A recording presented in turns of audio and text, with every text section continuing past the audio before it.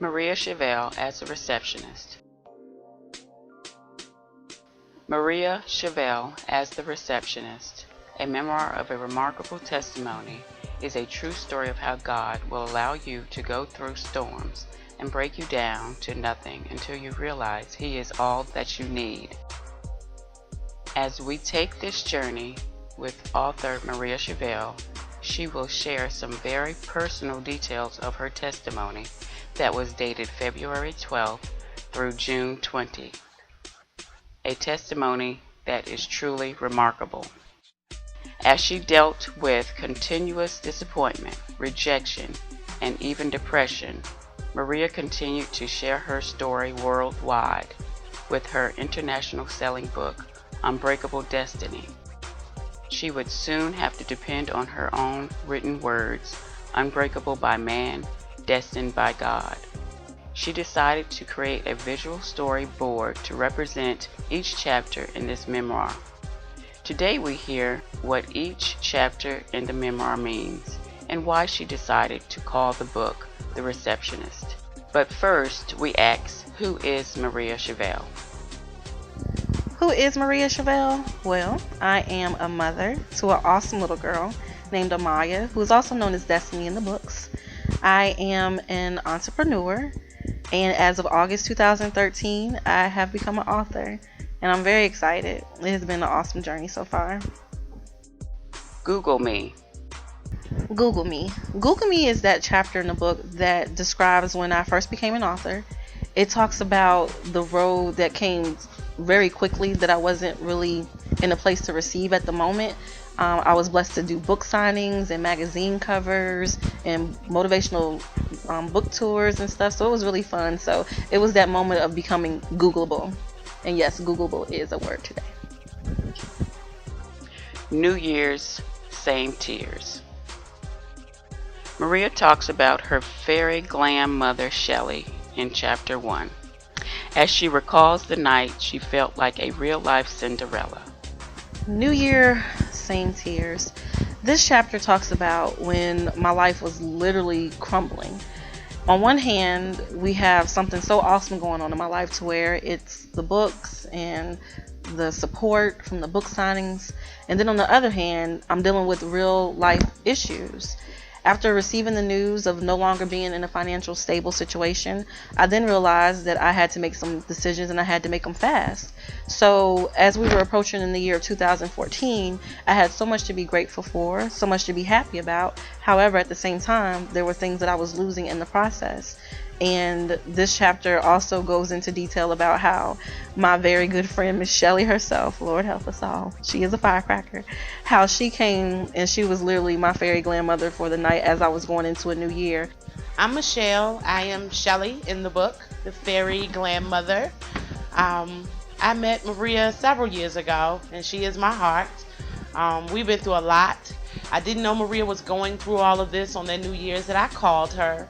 I was going through things myself. I was alone, and little did I know she was alone and going through some things. She never gave me any of that information at all. But I called her on New Year's Eve to see what she was doing. And she said she wasn't doing anything, ordering Chinese food, and I told her to come on over. She got there. She looked a hot mess. But you know, I was fabulous as always. We had a little heart-to-heart that night and maybe a little tears. In the process, her boo called last minute, right before the countdown, and she really wanted to go see him, but again, she looked a hot mess.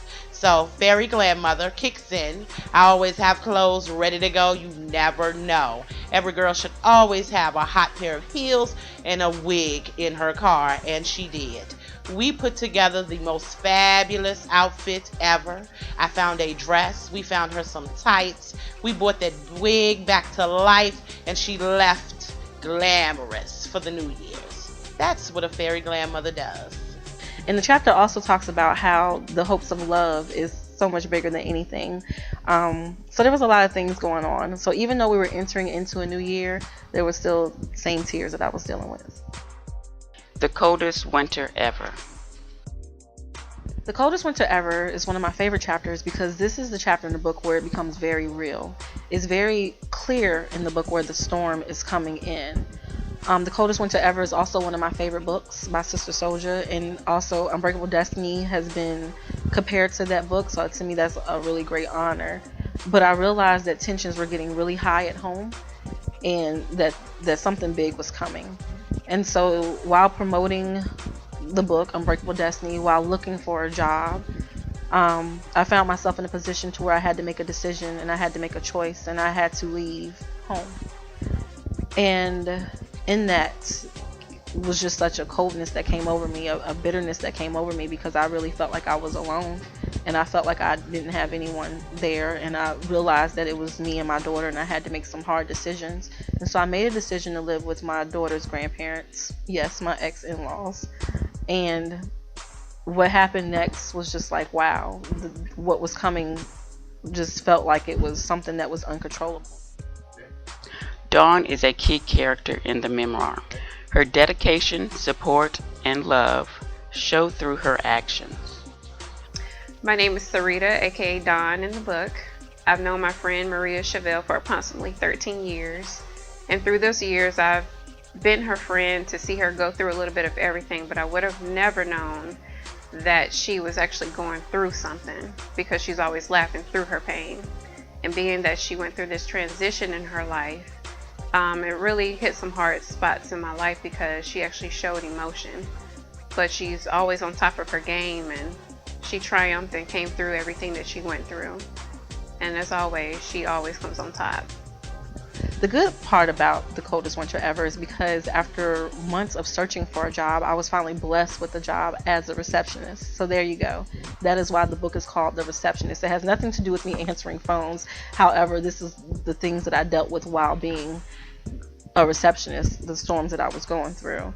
I also got into a car accident on the same day that I decided that it was time to leave home, move into a place of the unknown. And it was just like one of those things. So I just remember crying that night in bed and looking outside and just seeing the snow falling. And I thought to myself, wow, this is really one of the coldest winters ever. So that's what the chapter The Coldest Winter Ever is about. Crash and burn. Crash and burn. Crash and burn is that chapter that again has a double meaning. Right after The Coldest Winter Ever, like literally the next day, I got into another car accident that left me physically in a really bad situation. Mentally it was hard, emotionally it was hard, and also I was dealing with a past relationship that was very toxic, that just kept reappearing. And in that chapter I felt like it was really important to document that sometimes in life you have to allow things just to burn and let it go. Some things are not worth saving. So that's what Crash and Burn is about. Letting things go. Everything's not worth saving. No room for ego, death to self. No room for ego, death to self. This chapter was one of the hardest chapters to write, because for so long I didn't realize the facade that I was putting on. I didn't realize that I was that person that didn't want anyone to know what was going on. Even though I wanted to be motivational, even though I wanted to be inspirational, I was not being transparent and I was not being relatable. And I didn't realize that until one day I had to make a decision. And I had to make the best decision for me and my daughter. And I had to go to a place I really didn't want to go to, but I knew that it was good for her. So we stayed with her grandparents, my ex-in-laws. And that was a challenging time, but I knew that that was the best decision for me and her. And so sometimes the ego could take on a separate personality altogether. And it was something I wasn't realizing that was happening. So I had to learn, in order to really live, in order to really move forward, that some things had to die. And so my ego was one of them. God help. God help. God help is that chapter to where I really had to come at total surrenderance and realize that it was no longer in my control. The things that I no longer was able to hide, being in a situation of almost being homeless, being in a situation of relying on government assistance, being in a situation to where I no longer had control. I literally had to just give it to God. Like I did not realize that even after still going through a certain storm in my life, that I was still trying to hold on to this I'm unbreakable, I can do it, and then at one point I finally realized, no, you cannot do it. You are breaking down. Only God can help you at this point. And so it was really important for me to understand that no matter what was coming my way, no matter how things were falling beneath me, that I didn't need anyone. I couldn't rely on certain family members. I couldn't rely on certain friends. God did put awesome people in my life, but I had to realize that He was the one that I need to call on. So God help is giving everything up and giving total surrenderance to God. It will rain. It will rain. Everyone knows that they say when it rains, it pours. And I felt like even though I had been stripped of so many things, my pride and my ego had to go. Even though financially I wasn't as comfortable as I once was, I wasn't in a place to where I could, I was just in a very vulnerable place. And so it's important to know that when you're going through the storm, that the storm has the potential to get worse. And so even though you may give things to God and you may feel like the next step is going to be easy because you just went through this, you need to know that it's going to rain. I honestly felt that when I shared Unbreakable Destiny, when I shared what I went through with my son and watching him die in my arms, I thought that was my biggest test. I thought that I had finally got to a point to where I had actually went through everything that I was going to go through. I did not realize that the storm was going to get bigger and that it was going to rain more and that my faith was going to be tested on more levels than one. So that's what that chapter represents. It will rain. The storm is over. The storm is over.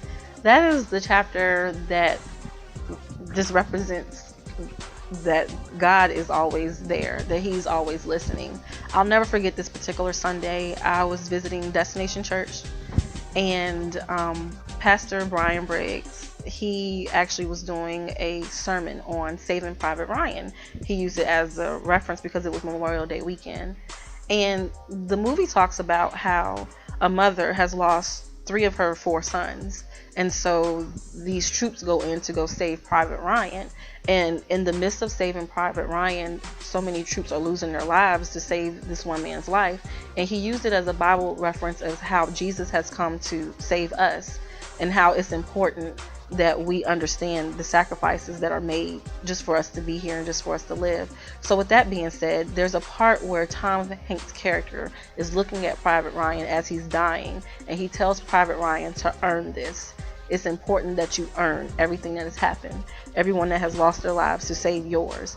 And it did something to me. I became very emotional as I was in church that day, and I realized that I had been in a place of depression had taken over. I was kind of feeling sorry for myself a little bit. And even though I felt like I lost a lot of friends along the way, I lost a lot of family along the way, I had to realize that I had people in my life that supported me. I had my friend Shelly who loved me. I had my friend Dawn who never let me go. I had my mother on some levels, and then I had my other mother, Miss Williams, who just stood by my side. But most of all, I had my destiny. And I wrote in the book that my destiny depended on me. And so it meant that my destiny, meaning my future, but also my daughter, my destiny depended on me. And so at that point, I just stopped feeling sorry for myself, and I truly just put it in God's hands. And before you knew it, God blessed me with a new apartment, a new car, and a new job. And so it was important for me to share this story because honestly, this story is not something I wanted to put out. I was comfortable where I was with Unbreakable Destiny. Things were looking so well. Like I said, I thought I told my biggest story, but come to find out, God had another storm for me. And it was important. I heard it as clear as day. God said, if this ministry is really about me and not about you, I need you to share this moment. I need you to share this story. So the storm is over. Memo to self. Memo to self was a guide that I put in the back of the book because I felt like it's important. It's funny because as a receptionist, I never realized how many memos or how many sticky notes you use. But honestly, it's important through life to kind of just remind ourselves of those little things and what's important.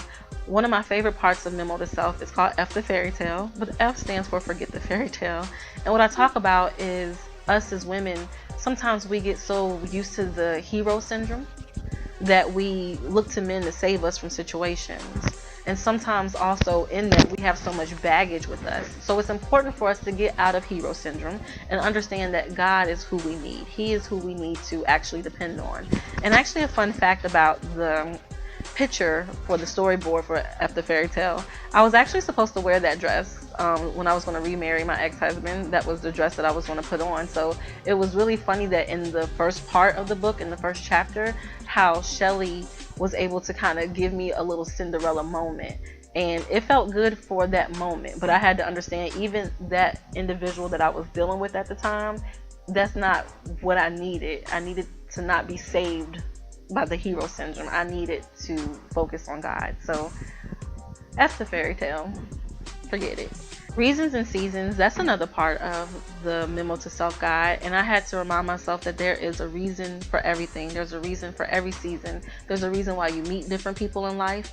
There's a reason why things happen the way they do, and sometimes things are seasonal. Sometimes you'll meet people and it's seasonal, and sometimes you'll have people in your life and it's forever. It just depends. So reasons and seasons was another thing that I had to be mindful of. So Memo to Self. Also, we have family ties. And in family ties, I just write a short insert that just says, no matter what in life you go through, your family is all you have. And you have to love your family no matter what. The last part of the guide, Memo to Self, will be stronger, better, ready for whatever. And this was important for me to detail that when you go through something in life, that it's for a reason. So just know that you're going to come out on top. You're going to be stronger. You're going to be bigger. You're going to be better. And you'll be ready for whatever. Memo to Self. What's next for Maria Chevelle? What's next for Maria Chevelle? Well, I am looking forward to turning The Receptionist into a stage play. That's going to be really exciting. I also look forward to getting back into the installments to the Unbreakable Destiny series. So I will be working on Unbreakable Destiny 2 and also getting back into the studio to finish up the soundtrack. And so I'm looking forward to a lot of writing. To be honest with you, I want to be like the Beyonce of books and just slay it every time. I want to thank you all so much. Once again, my name is Maria Chevelle, and it has been awesome having you guys here today, and I hope you all enjoyed this interview. Thank you. The Receptionist has received many reviews and support since its release on May 15th, 2015. It is truly a story of how sometimes God will break you down to nothing until you realize that He is all that you need.